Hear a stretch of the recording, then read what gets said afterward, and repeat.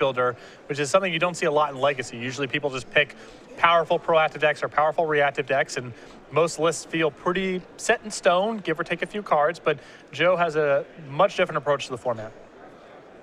Brown is going to start off with a Heritage Druid. See what land he wants to search for. He's going to go with an Altered Forest. That's pretty cute as we begin game number 1 of round 13. Volcanic Island here for Bernal.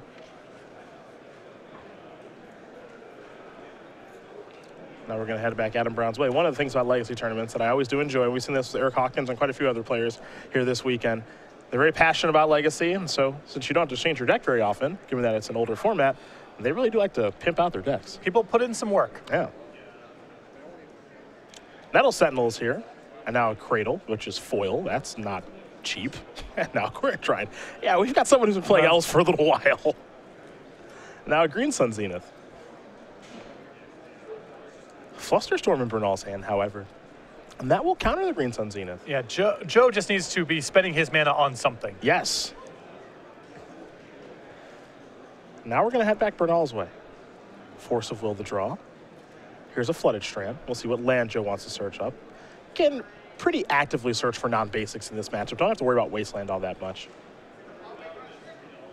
Looks like Joe is hemming and hawing on which land he wants to search up. Was considering a Tundra, then a Plains, then a Plains, then a Tundra. All right, he's going to get the Tundra. He's going to get the Tundra. There's no Wastelands in the deck, and Joe's list is playing with Counterspell, so it seems valuable to get the second blue mana. Yeah. Batterskull, the weapon of choice here, off of the Stoneforge Mystic. An indication here that Bernal has Jitte in hand, since Jitte is so much better against elves than Batterskull. And the Jitte is in Bernal's hand.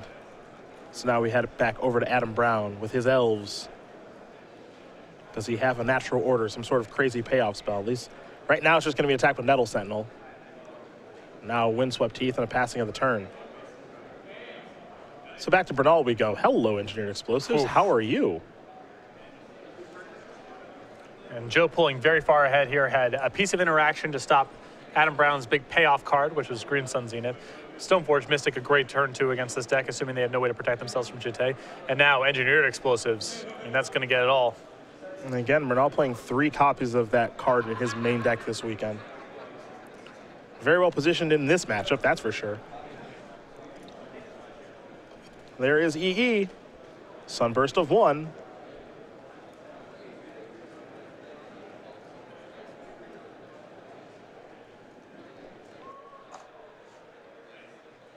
See if he wants to blow it now or just leave the mana up for Stoneforge Mystic. A couple ways he can go, but he's just going to blow Engineering Explosives now, not get too creative. No reason to get risky around natural order here. So just better off doing this. If Adam's hand is as weak as it's representing right now, because he didn't really do anything last turn, Joe just needs to err on the side of caution, because once Jitte goes onto the Stoneforge Mystic, Adam is drawing to basically just 1 copy of Reclamation Sage, and otherwise he's done for. Dryad Arbor, the weapon of choice here off of the Windswept Teeth.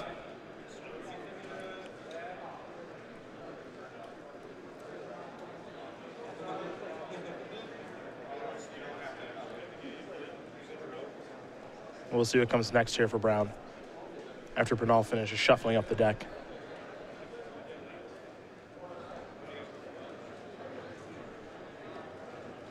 Looks like Wirewood Symbiote was the draw. Normally, this is a good way of elves protecting itself from Umaza's Jitte, because you can block and send things back to your hand, but Brown with no elf to pair with it. So Jitte is still going to be a huge issue. There's Wirewood. See Joe. I'm gonna take a look at Wirewood Symbiote. Remember, that's an insect, not an elf. But he does have Force of Will and Jason hand, so maybe considering countering that, but we'll let it resolve. Brainstorm the draw here for Bernal. Might lead his turn off with the powerful blue card drawer. Yeah, he still has his 2 mana left over to put the Umazawa Jitte into play. The ideal would have been land number 4 there, because then you can put Jitte on the Stoneforge Mystic, attack, and probably end the game on the spot. Without land number 4, he's going to have to wait a turn. A little bit of a delay on that plan. So Bernal will just pass the turn back. Brown will draw. Adam at the mercy of the top of his deck now.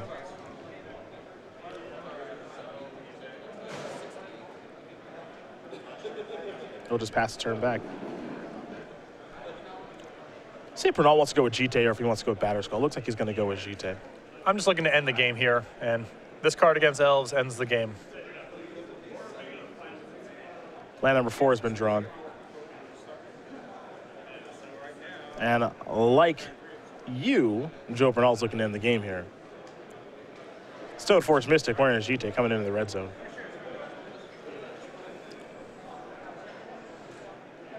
And so important for Elves to get game 1 against these Stoneforge Mystic decks.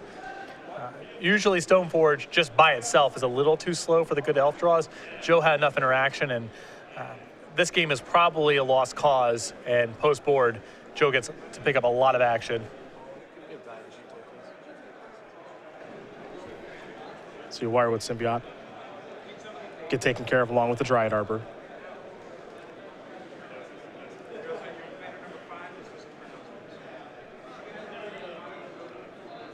Here's Deathrite Shaman.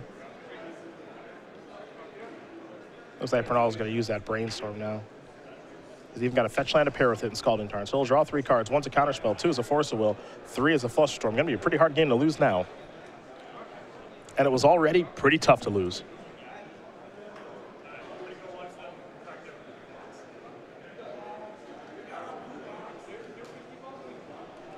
Time for Bernal to draw. In comes Stoneforge with a GT. Sometimes Magic is a complicated game. Sometimes it's pretty simple. This is a pretty simple one here. In this matchup, this is all it comes down to, is get to this board state where you're connecting with Umezawa's Jitte. The rest takes care of itself.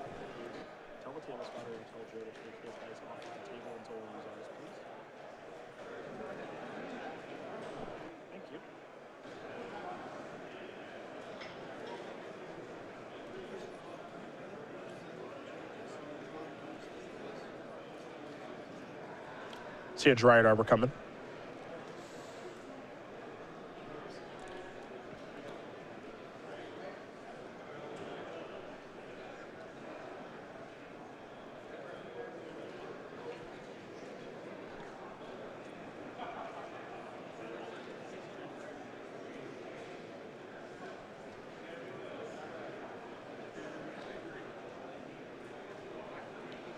And Adams decided I can't really do this anymore. Shuffling around a hand of 1 or 2 toughness creatures against Umezawa's Jitte, decides to settle off for game number 2. And I would do the same here. Joe Bernal does win game number 1 here over Adam Brown. Blue-White Stoneblade up a game here over Elves, which means we're going to go to the sideboard here. We're going to start with Brown and his Worldspine Worm, his Scavenging Ooze, his Choke, Natural Order Pithing Needle. There's also Surgical Extraction, 3 Abrupt Decays, 4 Cabal Therapies, and 2 copies of Thoughtseize. So Elves goes through a lot of hoops here in the sideboard of games to give it some answers to Umezawa's Jitte. As you saw that game, left uncontested, it's just game over. So you're going to see some mixture of Abrupt Decays, Thoughtseizes, and Cabal Therapies come in here along with the Pithing Needle. I think the 1 copy of Choke is also likely to come in, as Joe is base blue. Other side of things here for Bernal, he's got some nice cards against Elves. He already has what looks to be a pretty good game 1. He's got 2 Instant Staticasters, a Rest in Peace, a Relic Progenitus, 2 Red Elemental Blast, 2 Pithing Needles, 2 Blood Moons, a Chalice of the Void, 3 Containment Priests, and 1 Wear Tear. Yeah, this is a real sideboard for the matchup. 2 copies of Pithing Needle is nice against all the creatures with the activated abilities in Brown's deck, and then 2 copies of Izzet Staticaster and 3 copies of Containment Priest will be great here. Nice options here for Joe. Jeez. Yes. Gotta like his positioning. That's why it's so important for Brown to pick up game 1 in this matchup. You know, Joe does have Stoneforge Mystic for Umezawa's Jitte. That's a good base, but it's hard for him to handle the most explosive draws out of Elves. He did have a Flusterstorm for Brown's critical piece and then took the game over from there. But he can win straight up without Umezawa's Jitte in the post-board games because his sideboard cards are so impactful. Well, game number 2 going to be underway here in just a moment, but in the meantime, we're talking about our Season 3 Invitational Champion here in the Open Series. It's Alex Pistecki. He's got himself a beautiful Germ Token. Perhaps we'll see it in this match as Joe does have Batterskull in his deck. I don't think Joe has any Bone Hordes or Flare Husk hiding out here for the Stoneforge Mystic package. But nonetheless, I think we might see Alex make an appearance. He did win our Season 3 Invitational in New Jersey, and there are a couple ways to go about getting this fantastic token. Yeah, anyone who registers for any of our 2-day $20,000 Open Series events, along with anyone who registers for any of our 5K Premier IQs will get this token with their registration. And if you can't make it out to one of our large events, any order from StarCityGames.com, $5 or greater, will be shipped with this token. Congratulations to our Season 3 Invitational Champion, Alex Pistecki, who we'll see at our Players' Championship at the end of the year. Players earning Open Series points to punch their at-large bids to get to that tournament in Roanoke at the end of the year. It was a blast last year, and I'm looking forward to it this year, too. Got some new blood coming for that tournament. Yeah, some people will be returning, of course. Yep. But it'll be a mixture of people you saw last year and new people from the Open Series and Invitationals. Jacob Wilson, our Season 1 Invitational champion. Ali Antrazi, Season 2 Invitational champion. Alex Pistecki, Season 3 Invitational champion. All new players who will be doing battle there. Jim Davis, Kevin Jones, Brad Nelson, all coming on back. And we can't forget about our Season 2 Invitational champion as well, Ali Antrazi. So looking forward to this tournament quite a bit. Danny Jessup will also be making an appearance. Won his points invite at the end of Season 3, barely. Very sick young man. Barely still counts. Yep. And he was the last one out last year, but he has punched his ticket as well. So we're looking forward to that tournament at the end of the year for sure. 16 players, $50,000 on the line. For now, though, we turn our attention here to Joe Bernal and Adam Brown. Bernal winning game 1 pretty easily there after drawing that Engineered Explosives. Flusterstorm into Engineered Explosives into Stoneforge for Chute. About a perfect curve there. Very impressive for Joe to win a game without the assistance of something like Source of Plowshares. Was able to simply fend off Brown's big plays, and Brown had no defense for Chute. Bernal's build of this deck, again, Blue-White Stoneblade, pretty unorthodox. You're going to find 4 Stoneforge Mystics. You always find that. Only 2 Snapcaster Mages, 2 Trinket Mages, then 2 copies of True Nemesis. Equipment there in Batterskull and Nuazawa's Chite, a couple copies of Jason the Mind Sculptor. Swords, Forceful, no surprise there, but those 3 Engineered Explosives, those 3 Flusterstorms in the main deck, and even 2 copies of Counterspell, a little unorthodox. Interesting to see Brown go with Worldspine Worm in the sideboard here instead of the more common Progenitus. Yeah, we do see some people go towards Progenitus as the weapon of choice to find off a natural order. Though perhaps Brown has drawn Progenitus too many times in his time playing Elves like everyone else. He's decided to try something else. Worldspine Worm's also better in certain matchups. It's definitely better against Edict effects and much better against decks that are bringing Perish to the table after sideboard. A Deathrite Shaman off of a Bayou, it appears, is where Brown is going to start. It's as though that's an altered dual land. That is very nice. A Guru Bayou? Yeah. Tundra is where Joe will start things.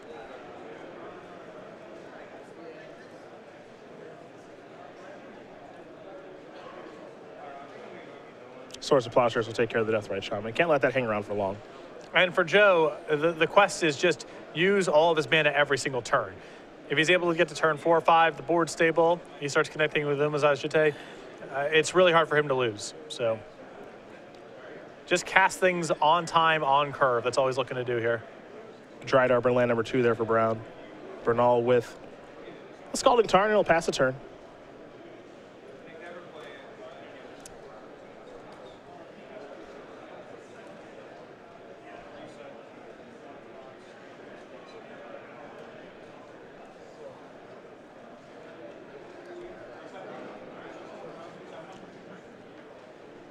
That's a Verdant Catacombs.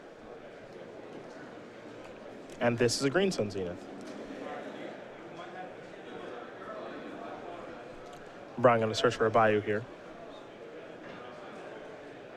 We might see another Flusterstorm. Well, it looks like first Bernal will start with a Brainstorm. So he'll draw 3, 1 to Snapcaster Mage, 2 with Source of Plowshares, 3 is an Island.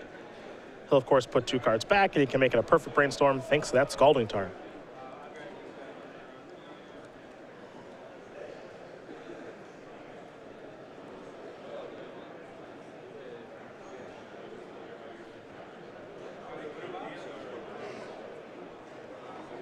I think Bernal does not have a creature currently to pair with the Jitte unless he's willing to keep Snapcaster Mage and the Jitte, which is a bit slow. But he can be pretty aggressive here if he wants to. It appears that he does not want to use Force of Will here, but I thought there was the potential for a line of go ahead and Force of Will this, use Snapcaster Mage plus Swords to Plowshare to handle whatever Brown's next turn is, and then try to get Jitte online. It's possible that Bernal wants to de-emphasize the Jitte playing a little bit here post board because Brown has Abrupt Decay and other answers. So there's no guarantee it hits, unlike game one where it's just good to go if it shows up. Elvish Visionary is what was found here off the Green Sun Zenith. That'll allow Brown to draw a card. Now he'll pass the turn back over to Bernal. Bernal will sacrifice the Scalding Tarn, fall down to 19, shuffle the deck from the Brainstorm. See what land he wants to search up here too. Might go Volcanic Island, and he will. And Bernal's Red Splash, very light. Helps for the Sunburst of Engineer Explosives. Has a Red Elemental Blast in the main deck. Couple copies of Instant Static Caster on the sideboard, along with Blood Moon.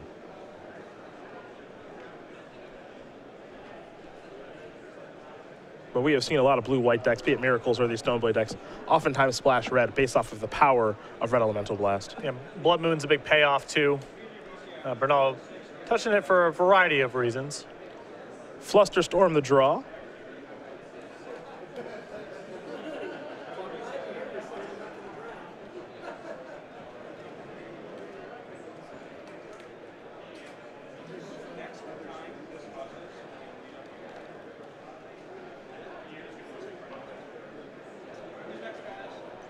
And Bernal will just pass the turn back over to Brown. So Brown will take a draw here. Bernal's hand is good enough right now that he doesn't really need to force any action. If his hand was a little bit more vulnerable, you might see something like Snapcaster Mage and Swords to Plowshare, your Dryad Arbor, slow down Brown a little bit. But with sweepers and counterspells in hand, if Brown floods the board, Joe's prepared, and if he has one big payoff, Joe's also prepared, so he can simply send the turn back. We might have a Snapcaster Mage here, and we will. See if he wants to flashback Swords or Brainstorm. Looks like he's going to go with Swords, take care of the Dryad Arbor. That'll get Brown a life, of course, but it'll be down a land. And down a creature for Gaia's Cradle and Natural Order. Bernal will draw, it's an island. Curious to see if he does go for the GT line of play this turn. As you mentioned, Abrupt Decay after sideboard is a very real thing in this matchup. I mean, right now the cost is fairly low to give it a go. If Brown has a removal spell, it doesn't really matter all that much. But with Brown sitting here not doing anything, I think Bernal suspects it's not likely to work. Either Brown's hand does not come together very well, or he's just got a very reactive hand that involves maybe multiple copies of Abrupt Decay.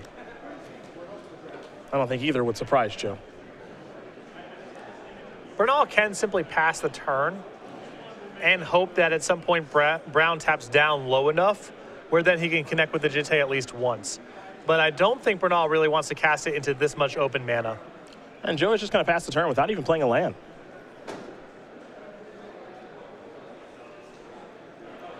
Well, I think that he's trying to hook Brown in a little bit.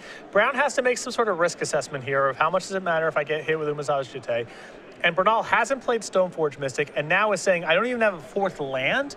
I think he's trying to induce Brown to tap low enough where Bernal can hit with the Jitte once, with Bernal working under the assumption that Abrupt Decay is currently in Brown's hand. Okay. Wirewood Symbiote's going to resolve.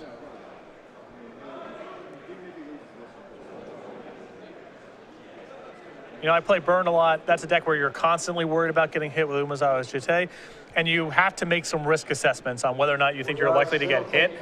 Your opponent not playing Stoneforge Mystic and then not having a fourth land, for me, would say I should not be playing around this very strongly right now. I should be focusing on other things. So Bernal is definitely trying to induce a move here out of Brown.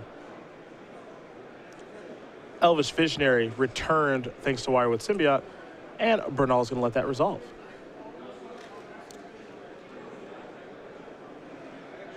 Source Plowshare is going to take care of Wirewood. And this is exceptional patience here from Bernal. He got exactly what he was looking for. Arid Mesa off the top, but he's already got land number 4. And now it'll be Umezawa's Jitte number 1. Though it is worth noting that Elvish Visionary can just trade straight up with the Snapcaster Mage if there's a block, and I think there should be.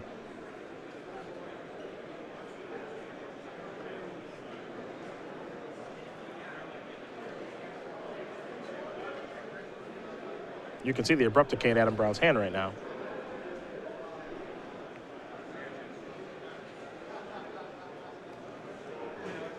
So So I think if I'm Adam, I'm going to block the Snapcaster Mage. I'm a little surprised to see him take this damage because he's going to lose the Elvish Visionary anyway, and I'd rather have Snapcaster Mage off the table.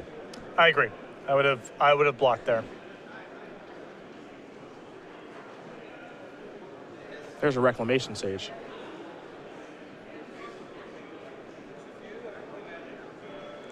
Force of Will, removing Flusterstorm.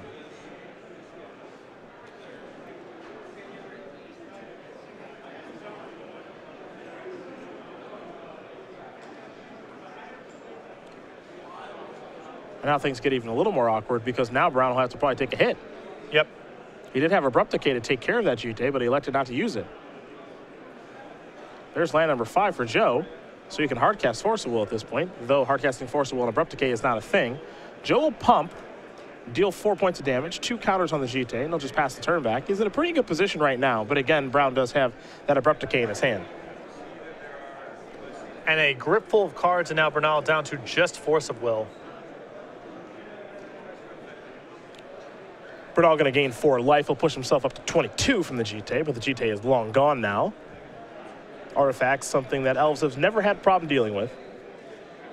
There's a Quirion Ranger. And Brown can breathe a sigh of relief. There's no way for Bernal to loop this GT. There's no second one in the deck. No Academy Ruins type of effect. So he is out of that stage of the game. Here's a Ponder. Scalding Tarn, Brainstorm, and another Scalding Tarn. Well, he can breathe sort of a sigh of relief, right? Like, we're working with perfect information about Joe's deck list. Adam doesn't actually know if that's true. That's true. It's uncommon for the second GT to be involved. I'm a little surprised with Joe having all these engineered explosives and some equipment that he hasn't found room for one Academy Ruins. It's certainly not free, though. It is. A colorless land in a deck that's trying to cast Counterspell in a format with Wasteland, that seems like too much to me. Here comes Snapcaster Mage. That's the type of thing that is fast enough for Modern, but I don't think fast enough for Legacy. Okay. You could play one Academy Ruins in the sideboard. I'd get on board with that if you wanted it for certain matchups, but game 1, I think it's too risky.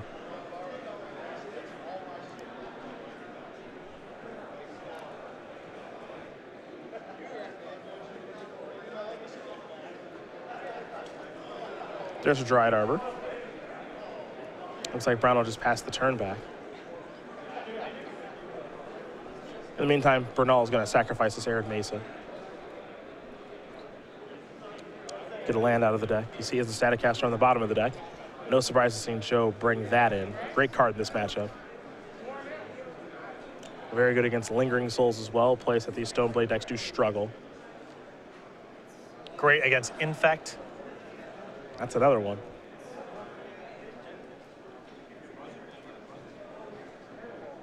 Brainstorm and Force of Will in Bernal's hand before he takes a draw step.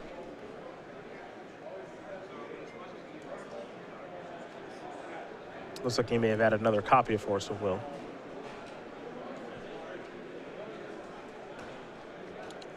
For now, however, he will play a Brainstorm.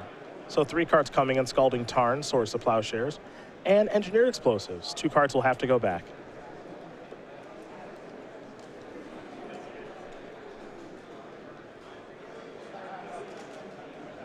Some difficult decisions actually for Bernal to make. All those cards are pretty nice outside of the land, but the land actually lets him shuffle for the Brainstorm. Yep. So 5 actually really good cards to see, and now he's got to figure out which ones he wants to put back.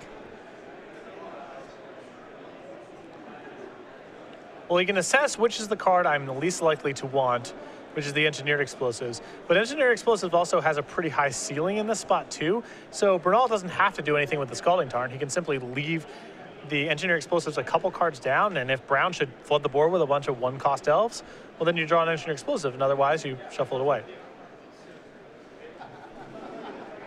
Here comes Snappy.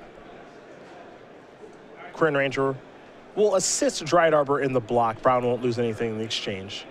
Common play there from Elves. There's Nettle Sentinel.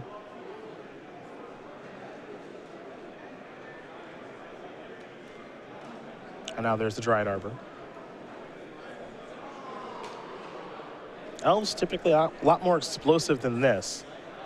Not in the post-board games. The deck does slow down quite a bit because you have to bring in all these reactive cards. It comes at the expense of something. Usually that's going to be a lot of your cheap elves, the things that give you the critical mass for most explosive draws. Force of will to draw here for Bernal. Snapcaster Mage looks like it's going to come in again. Dryad Arbor will block and get picked up thanks to Quirion Ranger. Now we're going to head back Brown's way. Brown's going to sacrifice a Wooded Foothills. He'll go get a Forest. So 2 Bayous, 2 Forest out there for the Elves player.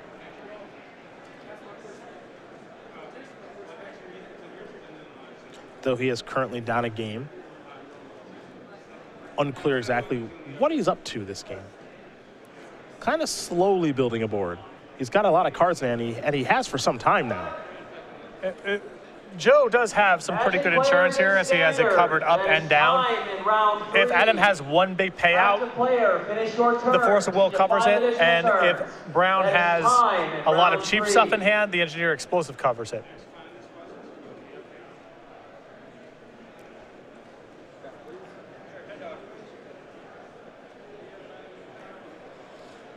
And Joe is definitely favored in a draw-go game. So whatever's going on in Adam's hand, no real reason for Joe to make any sort of move.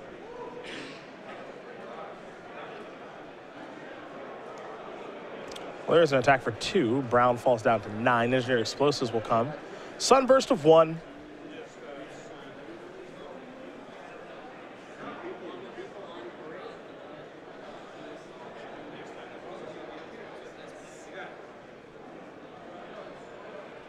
It might be time to blow that thing. It looks like it is. So Quirion Ranger and Nettle Sentinel being put to the test right now. They will bite the dust. And now Swords of Plowshare is going to take her Dryad Arbor. Joe with 2 Force of Wills in hand. And all he has to do is get out of this turn without having to pitch cast Force of Will. And then suddenly he's untapping with 2 hard castable Force of Wills in play, which is a nice spot to be in too. Nettle Sentinel here from Brown.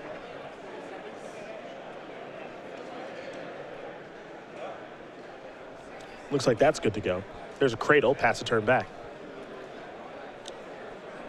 So back to Bernal. Is it Static Caster the draw? Great draw here. Yeah, not bad at all. Not great against the Nettle Sentinel, but it's good against a lot of the stuff Brown's going to be playing to the table.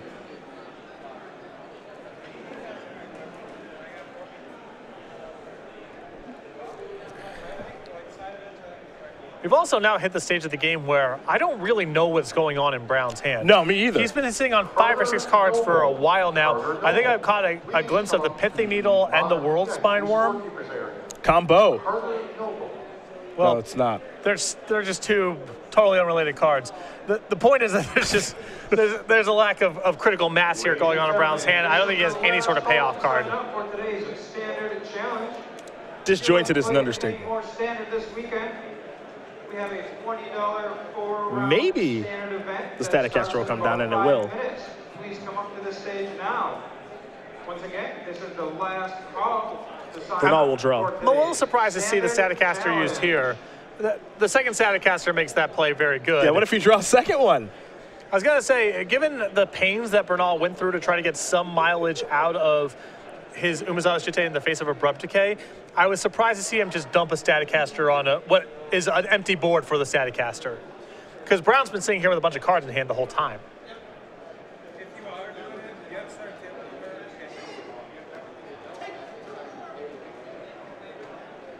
Well, you have to imagine a lot of Adam Brown's draws now are pretty poor because Static Caster's here. Yes. I mean, if Brown has the Needle, then he can try to resolve that at least. I think Joe would probably counter that. Seems likely. Yeah. 2 Static Casters in play against Elves with no real board to speak of. Looks like it's been floundering around for a while. It's probably a winning position. Needle going to come down. We'll see if Joe wants to hard cast a Force of Will on this.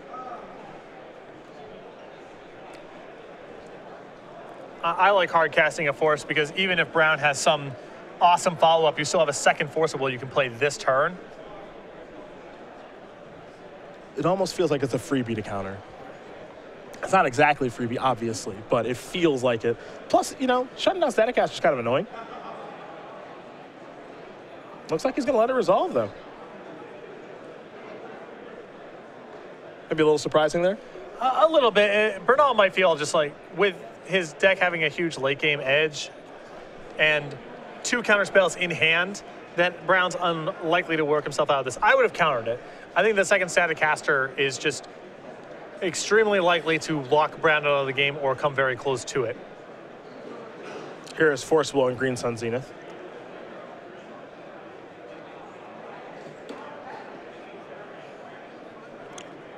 Back to Bernal we go. He'll draw.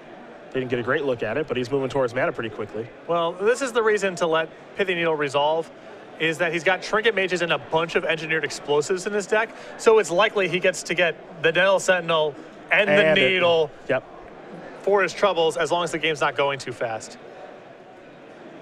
That's exactly what he's able to do. Yeah, you do mention, that's a really good point, actually, because he's already in a pretty good spot because of the Force Wolves that's kind of looming in his hand, so he doesn't have to make that aggressive of a play with the Force Wall and the Pithy Needle, and he's got all these backdoor ways to just get the Needle off the board and then some. Yep.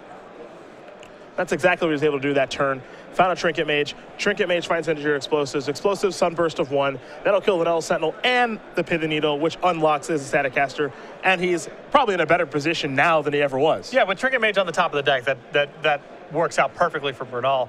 And he's presenting lethal this turn. Couple Crater Hoofs, couple lands, and a natural order. That kind of explains exactly why Adam Brown wasn't doing anything. Joe Bernal going to win this match here over Adam Brown 2-0. Blue-White Stoneblade will take care of Elves, and for Bernal, he's going to move on to 10-3 and still very much in top 8 contention. And it's easy to go to the end of that game and say, okay, well, Brown had a couple of Crater Hoof Behemoths and a natural order in his hand, and that is part of what happened, but he also cast a Pithy Needle and an Abrupt Decay that game, and it's part of the problem that Elves has post-board in a variety of Stoneblade matchups, is you have to go through such pains to be able to answer Umezawa's Jitte. It's the best card in the format against you, and that dilutes your draws. And a lot of the decks that have Umezawa's Jitte don't have to just play that card to beat you. And especially in the post-board games, they're bringing in more removal, card like Supreme Verdict and so forth. And if your deck's diluted, it's just hard to make everything work, to be able to present lethal fast enough to beat the powerful sideboard cards people are bringing against you and protect yourself from Umezawa's Jitte.